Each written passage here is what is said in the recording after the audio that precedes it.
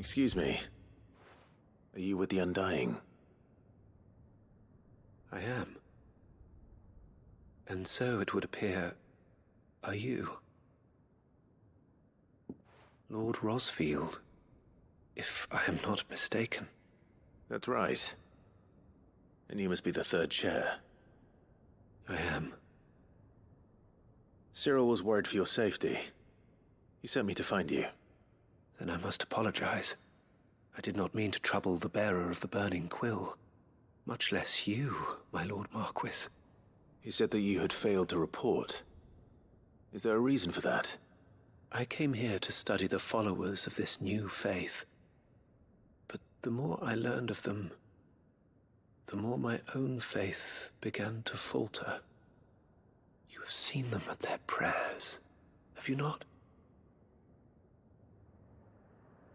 They devote themselves to the veneration of their Lord with a fervor I have never seen before. Praying night and day that they might be rid of their wicked wills and reborn in their Saviour's light. Not that they might be granted respite from their worldly woes, but so that they might continue to serve him. Serve him with all of their beings. I, too, swore to devote my life to the service of my Lord and Master, but this... 'tis different. It is more. And so I would see it through to the end. See these people safe, that they might achieve their dream. That they might do their duty to their Lord. Even if it should keep me from doing my duty to mine. You do understand what their dream is, don't you? I do, my lord. They would cast aside their wills and become Akashic. I know that it may be hard to believe, but to these people, that is the very essence of salvation. Forgive me, my lord, but I must remain here. If you are to return to Master Cyril, I would consider it a great... Did you hear that, my lord? Something is happening. I'll go and find out what. Stay here.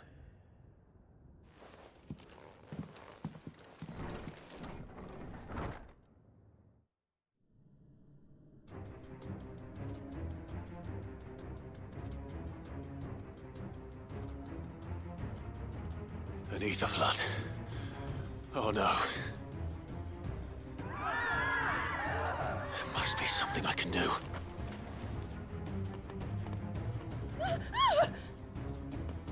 Echoes as well. Found her. Ready, brother? Ready.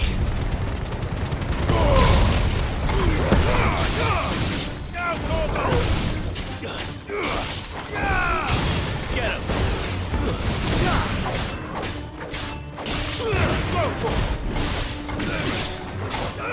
Over here! Go for it! Over here! Sickle!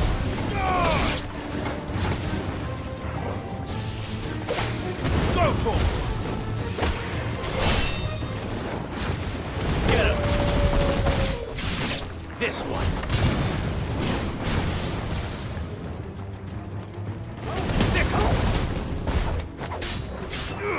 Get him! Sickle! Die!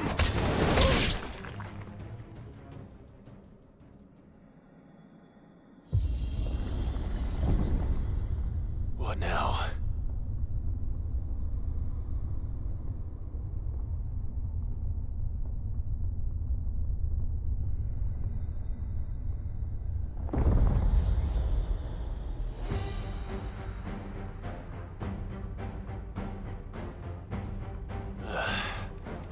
We meet again. I've killed your kind before.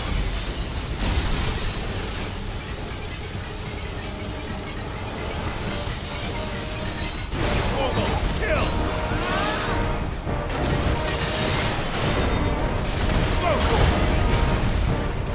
Get him!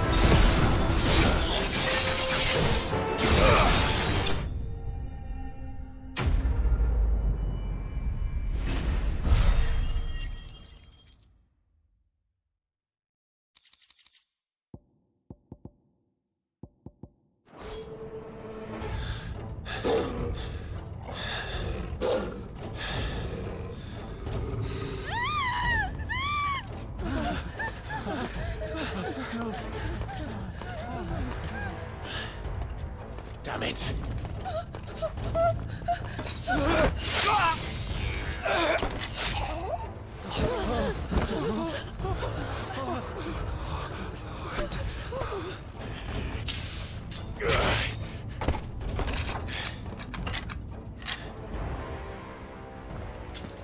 Don't you die. Come on, speak to me. I had to save them, that they might have a chance to find true salvation by devoting themselves to the service of their Lord, just as I did when the Undying plucked me from the gutter and gave me a cause to believe in. A duty to serve was everything to me, and I would not deny them that fulfillment, even if they must become a Kashik in order to achieve it. Forgive me, my Lord Marquis. I did not mean to trouble you with this. My findings. Could you deliver them to Master Cyril for me? Of course. Your duty will be done.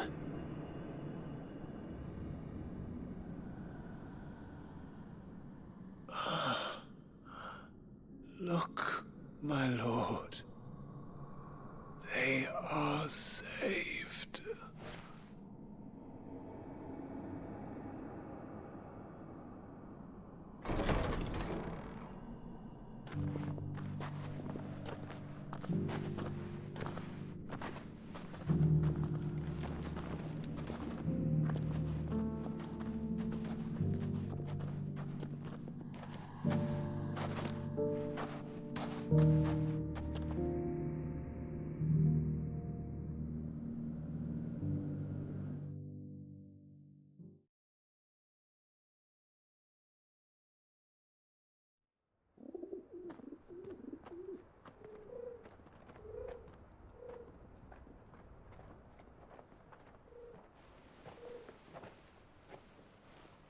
saved.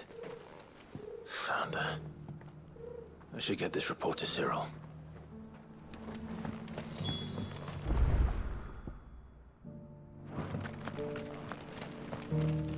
Welcome, welcome.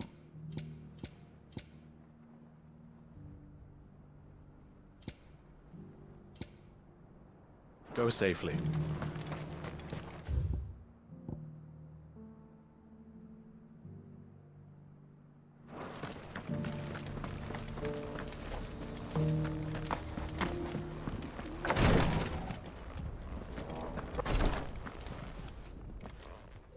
My Lord Marquis, welcome back. I am glad to see you hale and whole. I met with your third chair, Cyril. He bade me deliver his findings to you.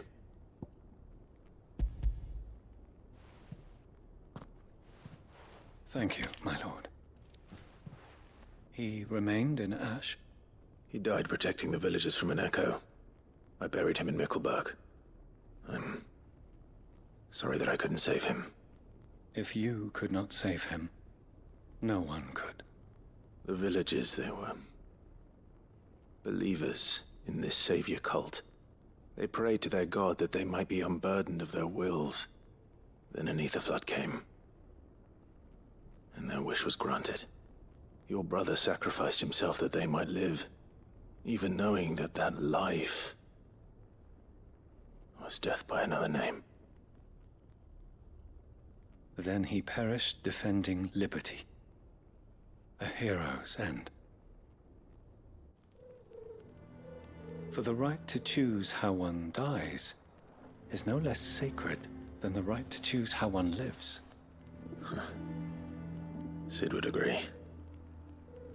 He wanted to build a world where people could die on their own terms. A noble ambition.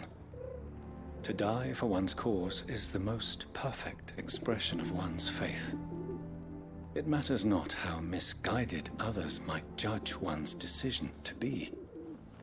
Only that the decision is one's own. We live according to the teachings of our order. We believe in them, we protect them, and yes, we die for them. For better or worse, that is our creed.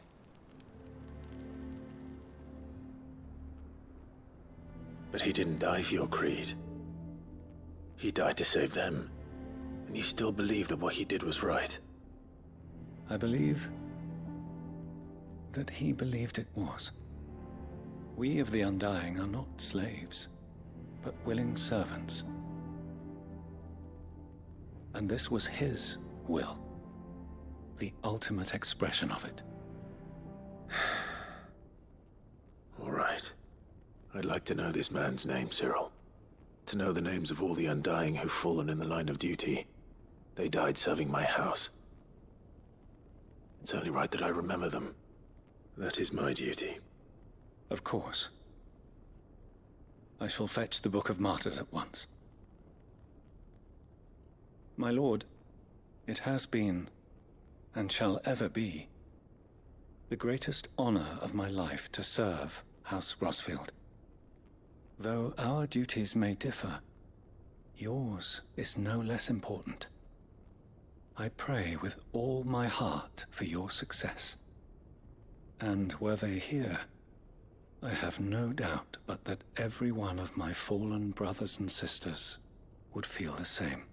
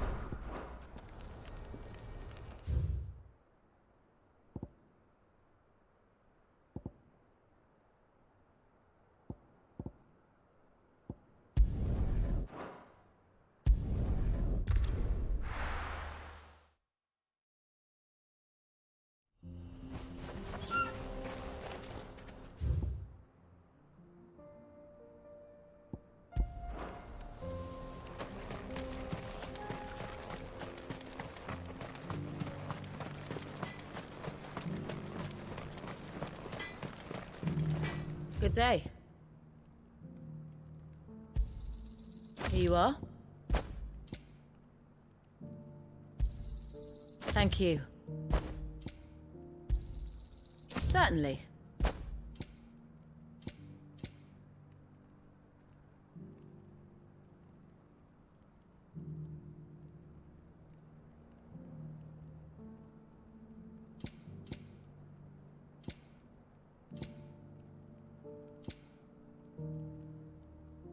May we meet again.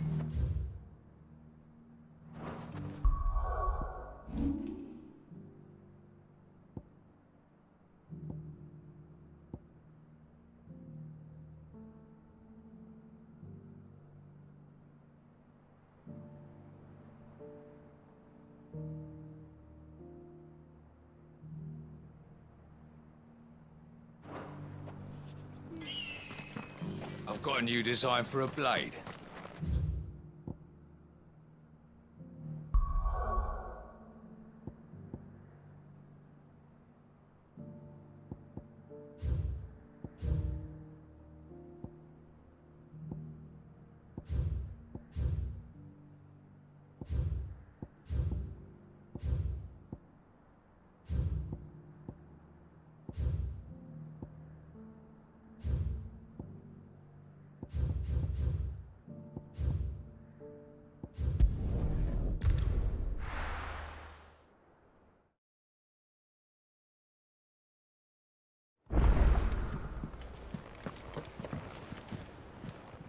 Uncle, I bring good news. The Field Marshal has agreed to your plan. Ha! Of course he has. I didn't doubt you for a moment, dear boy. Rutherford is accompanying him back to your manor in Portazolder as we speak. They will await your return there. As will one other. One other? Who, exactly? Lord Havel was concerned that even if he could get the realm's armies to agree to an accord, he might not be as successful in convincing those with political power. He asked if I might have a solution, and I suggested a certain Imperial Lord Magistrate turned Liberator. One of your co-conspirators? Master Quinton would probably call me one of his, but yes. Another outlaw, then. Just the thing we need to put these rotten politicos in their places. Good thinking, Clive. I'm glad you approve. The more the merrier, eh? Uncle, assuming Havel and Quinton can solve our problem with the armies, you still haven't mentioned how we might manage the grain shortages. Oh, don't you worry, my boy. The 7 high houses will be seeing to that. They have all agreed to make the most generous of donations. Oh, of course, it did take a little persuasion, but luckily I had some unexpected help. From who? Why, you, my boy. Rumor has it that you rescued the Lady Ariane's head steward Rockford from a horde of bloodthirsty bandits. It was more of a handful. Well, the old battle axe was so pleased. She had a shipload of talents delivered to my private docks by the next new moon. And when the other houses saw the parsimonious old crone's purse strings finally loosen, they as good as tripped over themselves in the rush to follow suit. I'm happy to hear it. Now, I must be getting back to the manor. Join us there at your earliest convenience, would you? Of course, Uncle.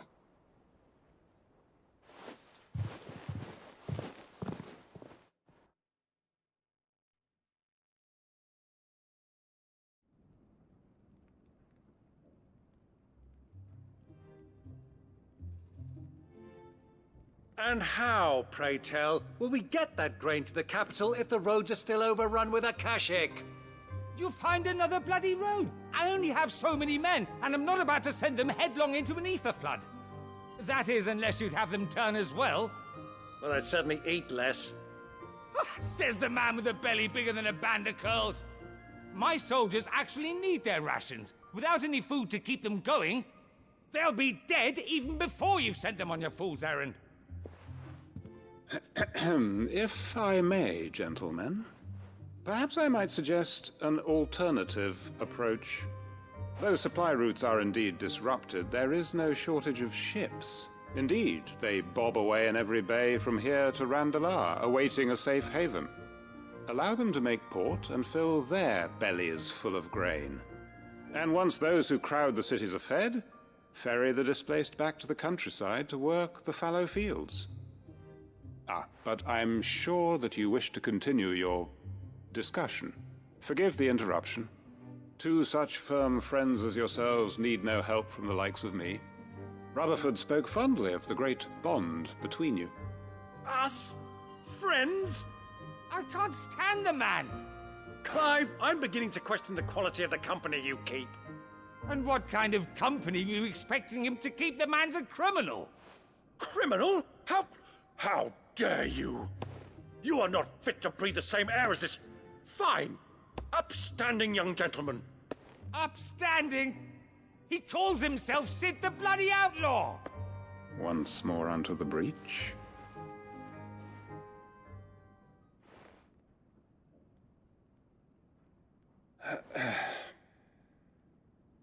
Shall we begin again? What we seek here is not to create a new nation, nor to claim the thrones of those that already exist. We wish simply to bring stability to the realm that mankind might weather the current storm. And to do that, we must convince those in power, the generals, the statesmen, the nobles, that our cause is just. There will be disagreements, yes. And I imagine some resistance, much resistance. But we cannot let that deter us. If we show them the path, show them that we walk it ourselves, then I am confident they will follow. The fate of the world lies in my nephew's hands, but the well-being of her people lies in ours.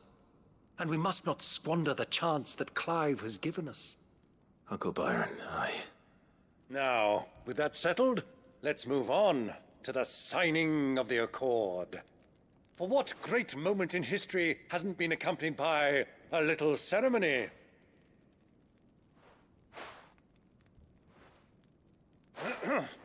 Citizens of Valisthea, I present to you the Triunity.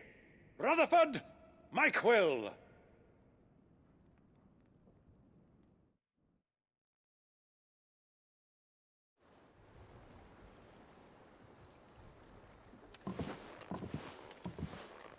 Well, my boy, the stage is set. that it is. This is the role you were born for. Now I ask only that you trust in the talents of your supporting cast. We shall play our parts to the best of our abilities, that you might have the opportunity to shine. The realm needs its Sir Crandall.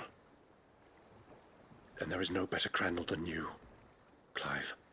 I want you to keep this signed accord as proof of our faith in you. I will. Thank you, Uncle.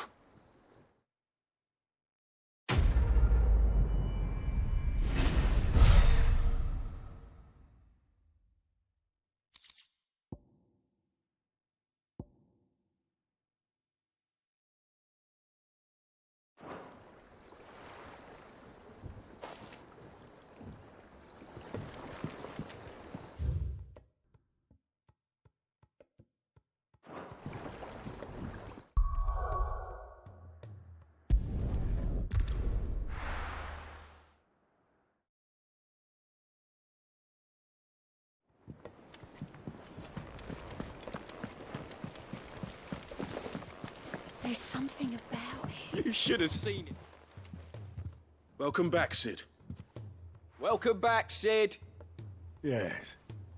Welcome back. Trip wasn't too much of a pain in the arse, I hope. Truth be told, it was me who suggested roping you in to help with the trial. But from what I hear, things didn't go quite as planned. No, they most certainly did not.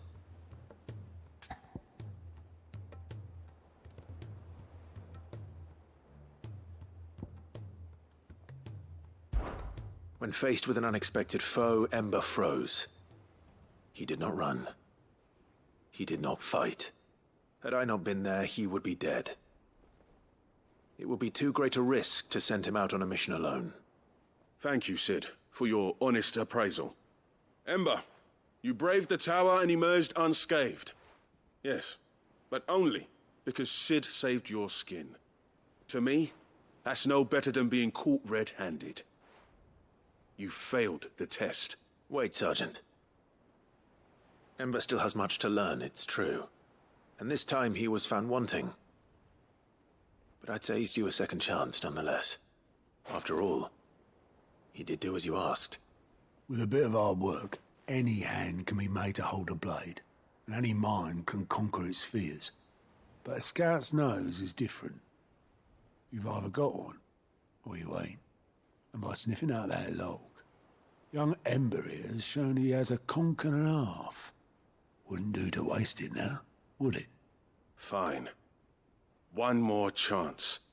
I'll do whatever you ask. I'll spend my days and nights in the pit if I have to. I'll show you. Just you wait. Daft as a brush, that one.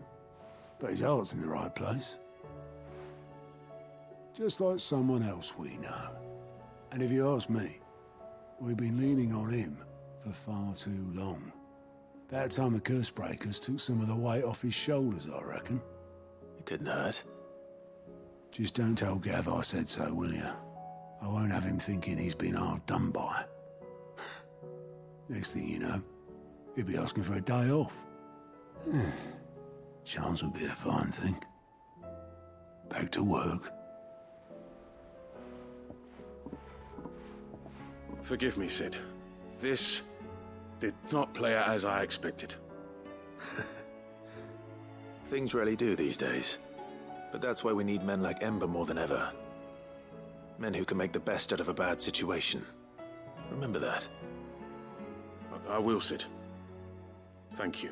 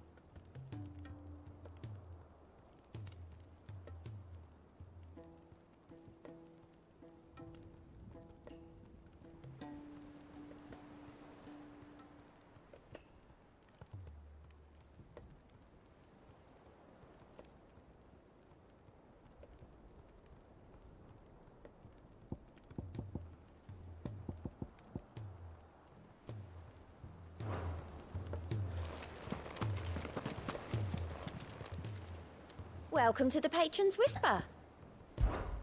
Your benefactors are a generous lot. Here you are. All done?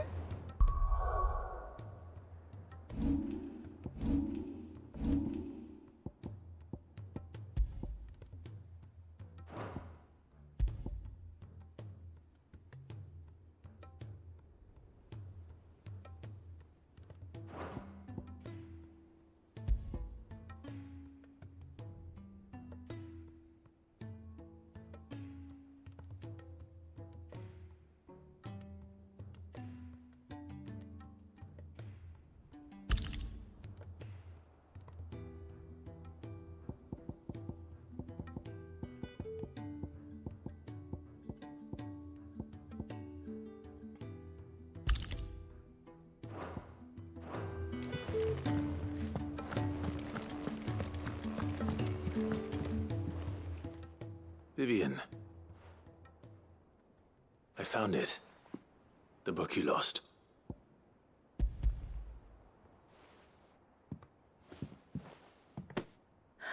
You found it. Thank you, Clive. Even though I asked this of you, I was not entirely sure it would be possible.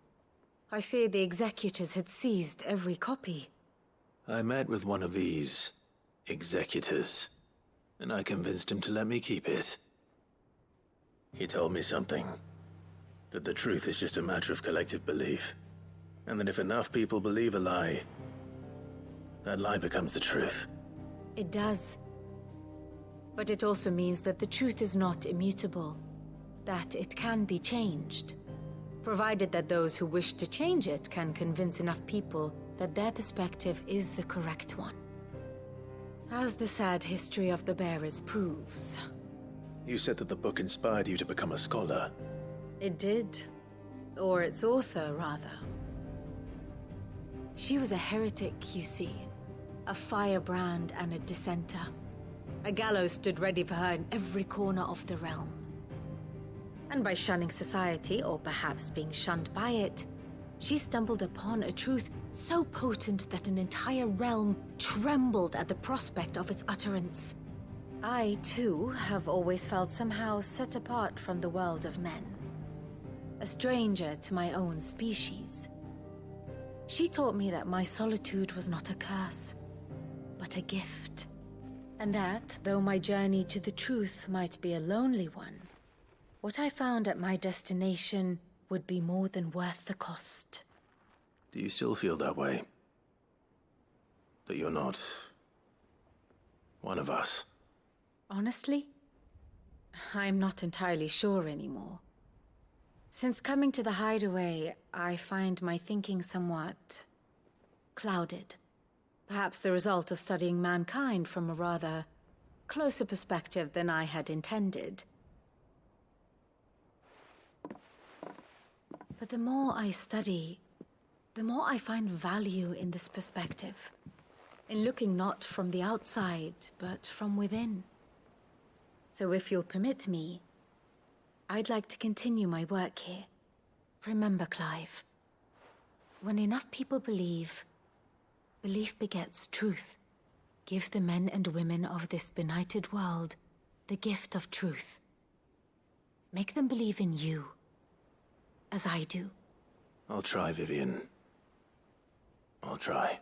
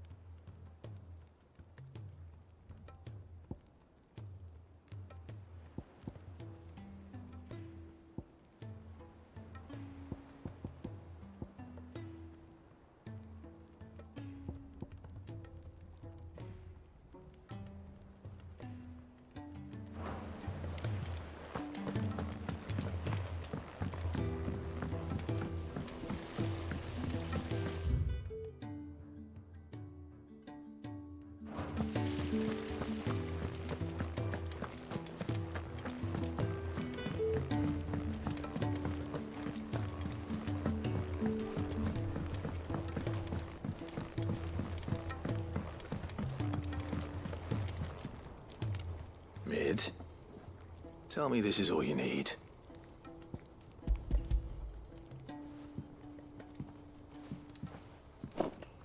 Aw, you make it sound like I asked you to save the world or something. Tell me This is all you need. It's most of what I need.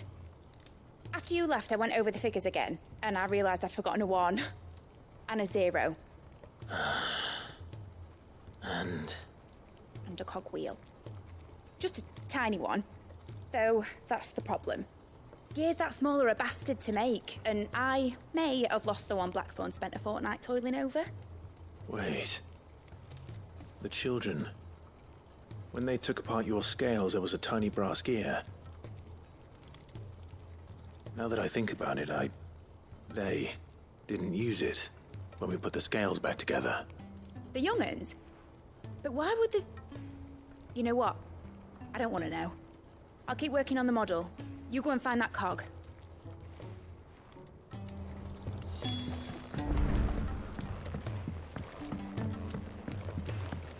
Has Midadol mentioned a new project?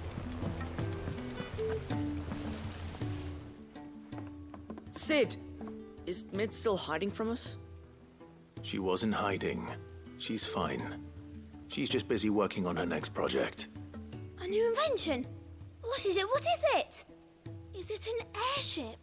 I bet it's an airship! Do you think she'll let us help? That just so happens to be why I'm here.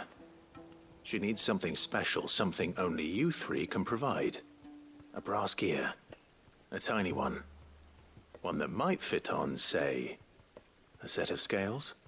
Oh, the one you forgot! We remember. We saved it, just in case. It's in the bag of bits. Since your lesson, we've been disassembling, then reassembling everything we can find. All the pieces that are left over, we keep under our beds, just in case. That's good to know. Look! I found it!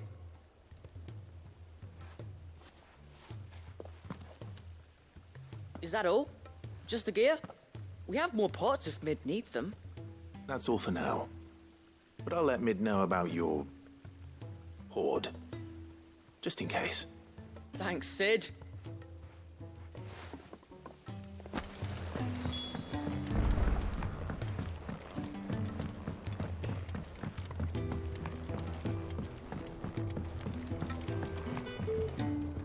Well, did they have it?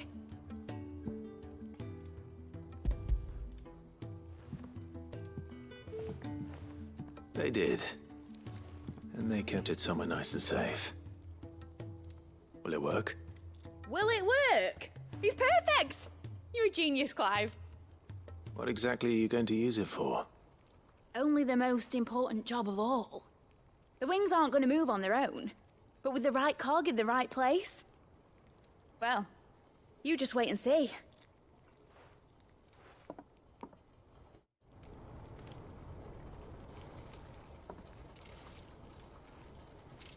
That should do it.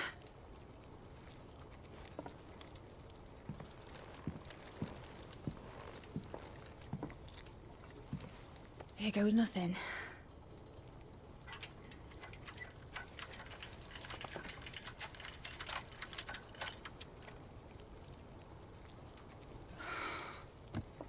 Titan's tits.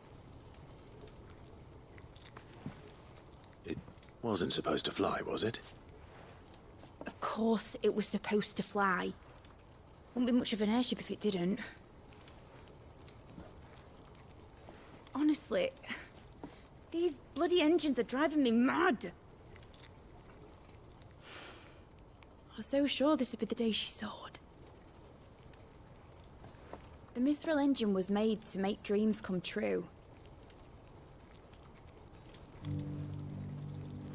But maybe this is one dream the world's better off without. Show folk how to take flying. It won't be long till they're raining death down on each other. People will lose their homes. Children, their mums and their dads. Like I lost mine. I'm sorry. So am I, Clive. So am I. Sorry that I have to choose. Do I follow my head? Or do I follow my heart?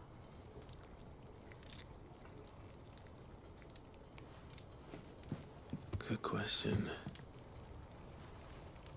The first time I stood on the deck of your ship, felt the wind in my hair. It was like I was flying. But imagine how it would feel to actually do it. My dad always said there were two ways of living life. Chasing a dream or shuffling to your grave. And he were right. Right about a lot of things. Not that I like to admit it. People need dreams to chase. Especially in a world like this.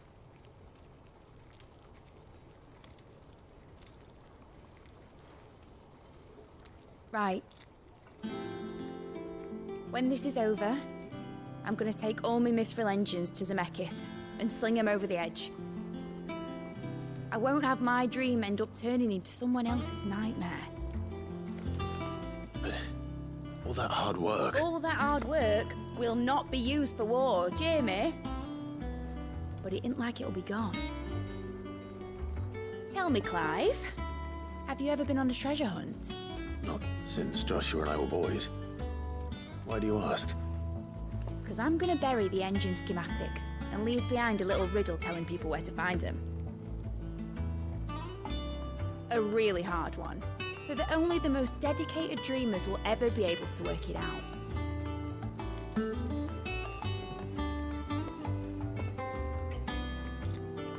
Ooh, I can picture it now. Some daft general squinting at the words with a gormless expression on his mug. Like that one, yeah. Right.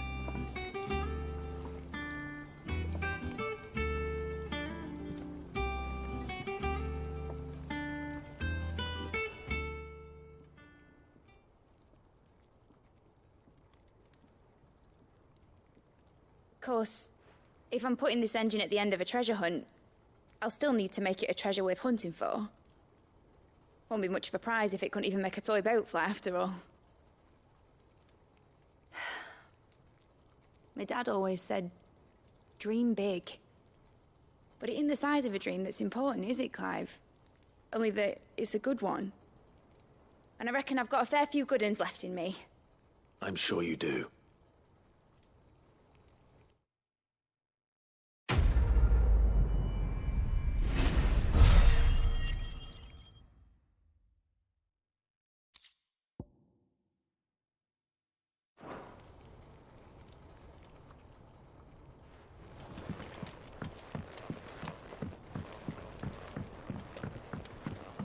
Has Midadol mentioned a new project yet?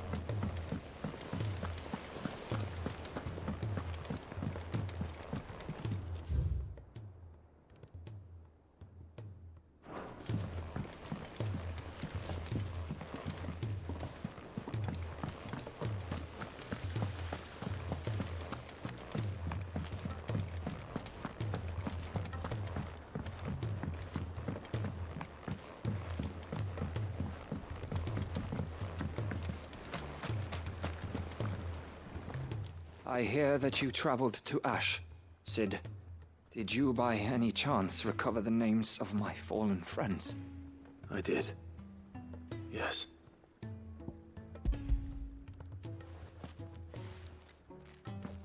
If I may? The bearer registry.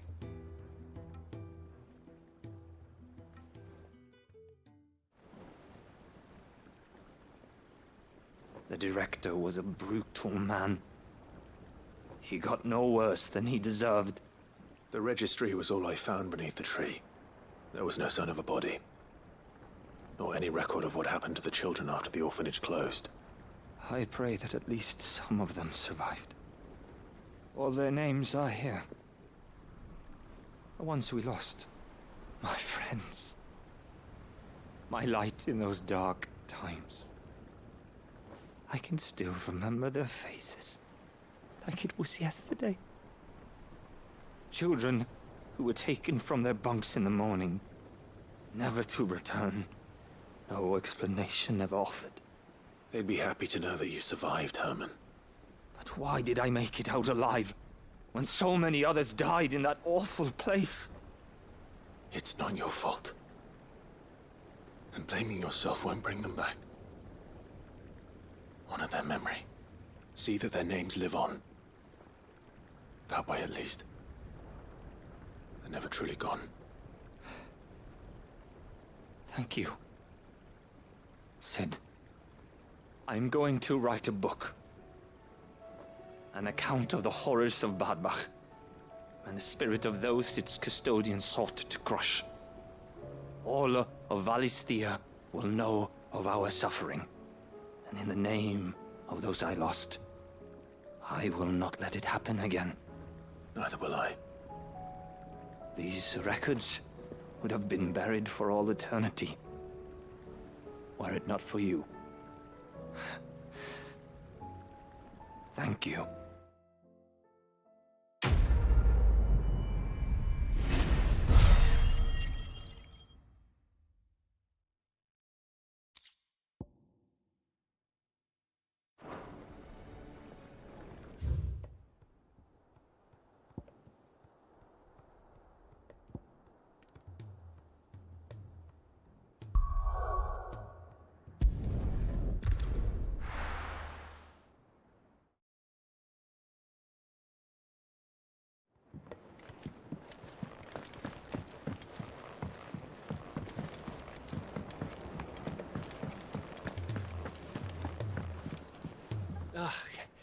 You alright? Something troubling you? No more than usual. It's just... Etta's baby will be coming soon, and I wanted to make something for it. I'm sure she'd like that. Back in the north, families would always make gifts when a bairn was on the way. Yeah, I'll let the little tykes know they were welcome in their new homes, like. So, what's the problem? Well, the problem is that Etta's due any day now, and I don't know if I'll be ready in time. Is there anything I can do to help? You know, there just might be. All right then. What exactly are we making? A good luck charm. But not just any good luck charm. Not just any. No. One made from the feather of a silver chocobo. There's naught luckier in all the realm, or so we used to say back home anyway. Thing is, they're hard to come by. Had Otto and Karen check with their suppliers, but nothing. I'd try and track one down myself, only... Only the big day is fast approaching. And that's all you need, a feather. That or the bird whose horse it's attached to, aye. I was gonna start by asking around with traveling traders plying the northern borders. Well, there's no shortage of those passing through Martha's. I think I might make that my first port of call. I'll let you know if I find anything. You're a good friend, Clive. I won't forget this.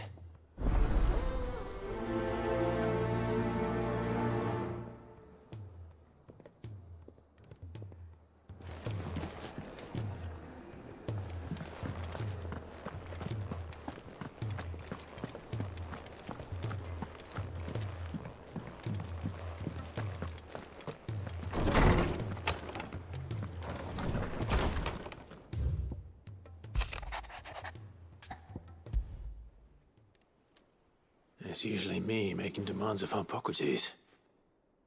I wonder what this is about.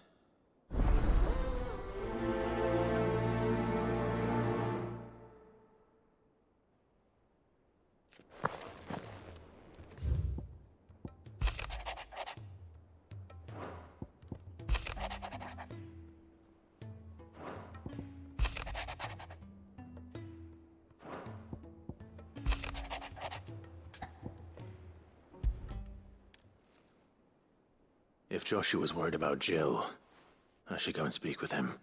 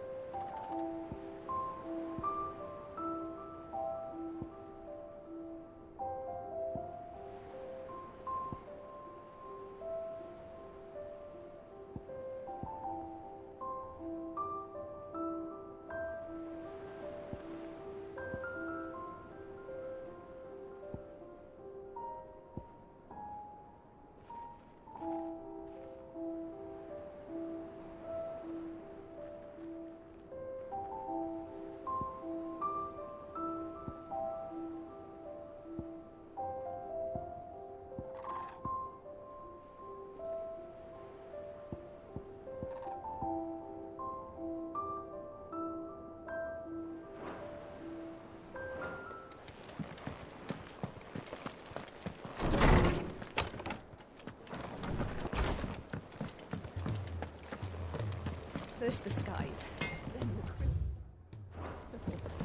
What next? Trouble with your gear, or...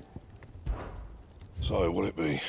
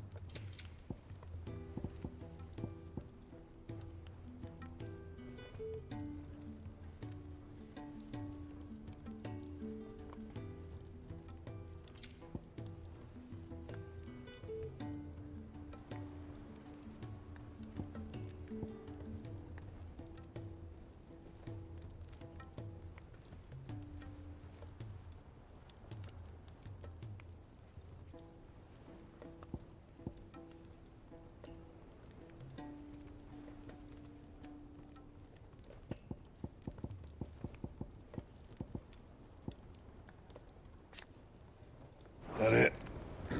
Fine.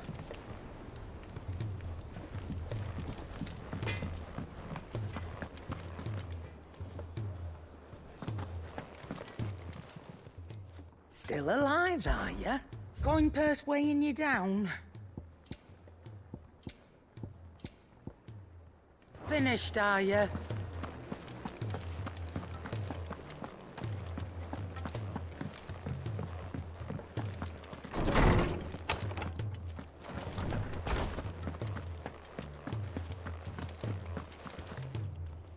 Lawsman Harpocrates, I received your note.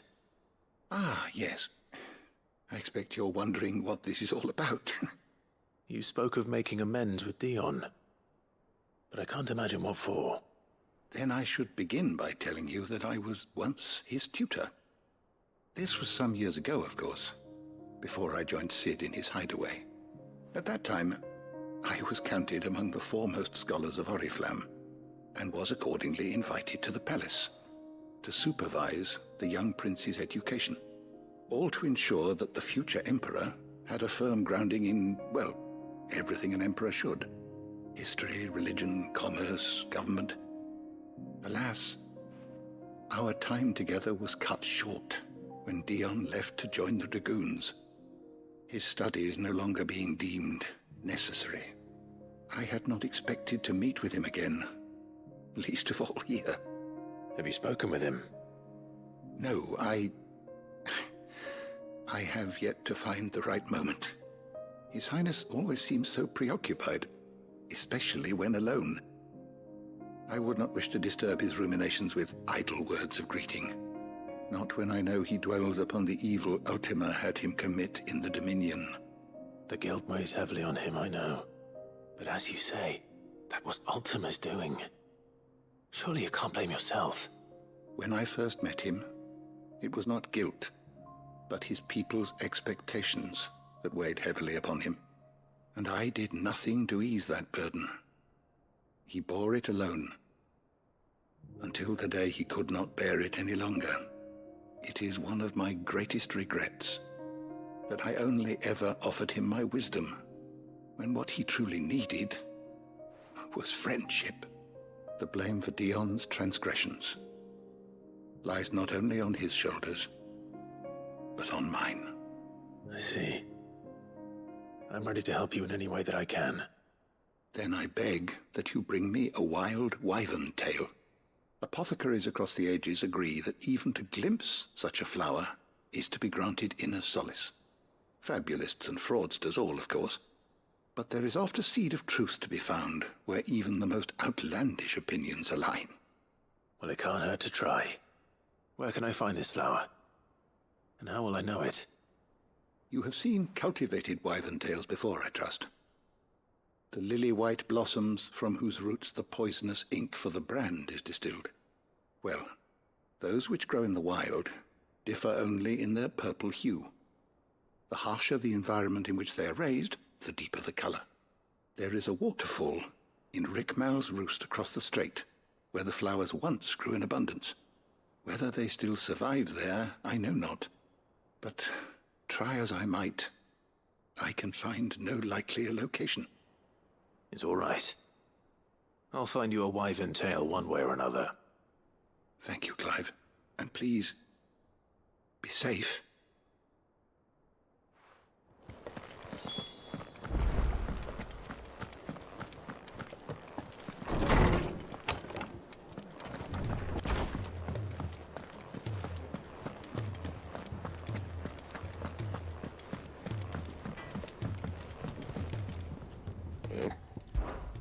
So, what'll it be?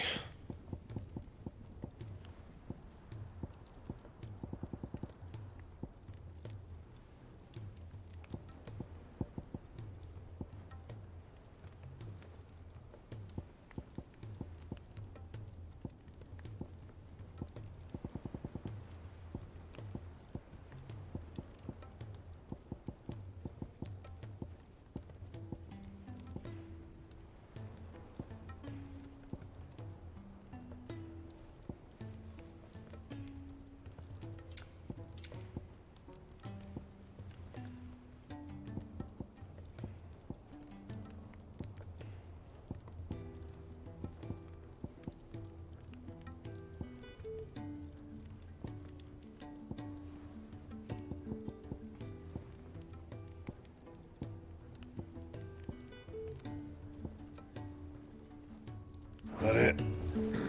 Fine.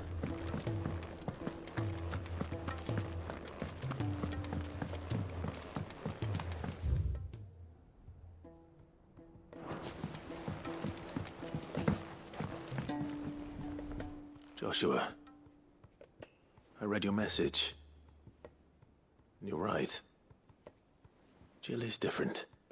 I don't think I'd realized how different, but since we returned from Drake's spine, I felt it more and more. I suppose it's not hard to imagine why. She doesn't think she belongs anymore. And that's why we need to remind her she is still one of us. To let her know that we still need her, now more than ever. That you still need her. But how to do that?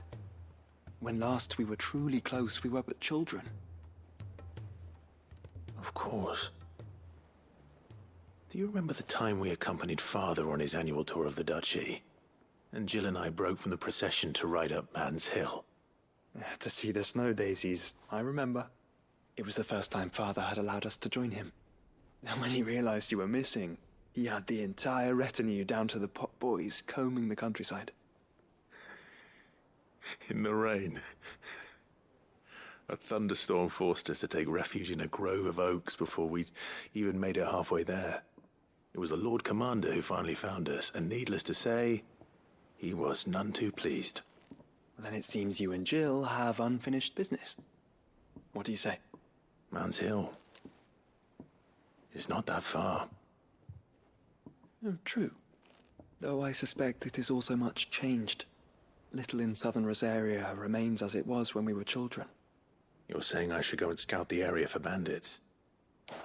I'm saying we should first go and see if there are actually still any snow daisies left. What would you do without me, Clive?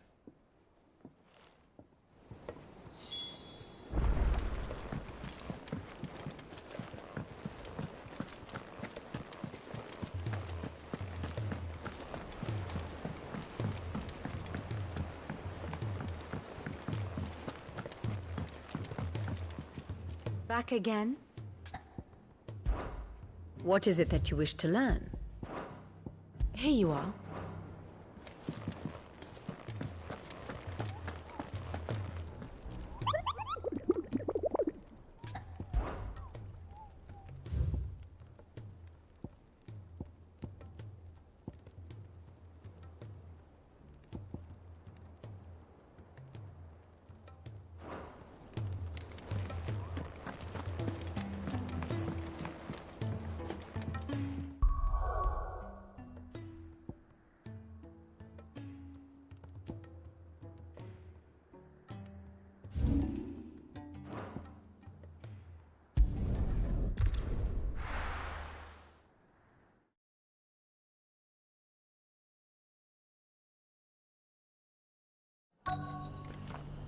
Let's hope one of the merchants here has what Gav needs.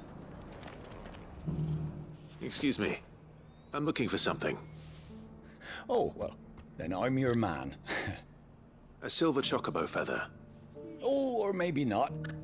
Though you're not the first to mention the bird around here. There was a man stopped by the rest not long ago, claiming he was attacked by a silver chocobo. Near some gutted hovel, not far from Eastpool. Most took him for a braggart and a liar, but who knows? Perhaps there was some truth to his tale. We'll see. Thank you.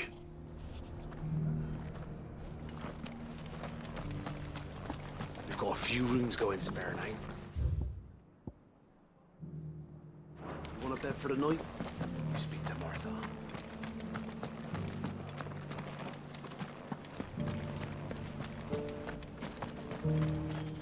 What are you after?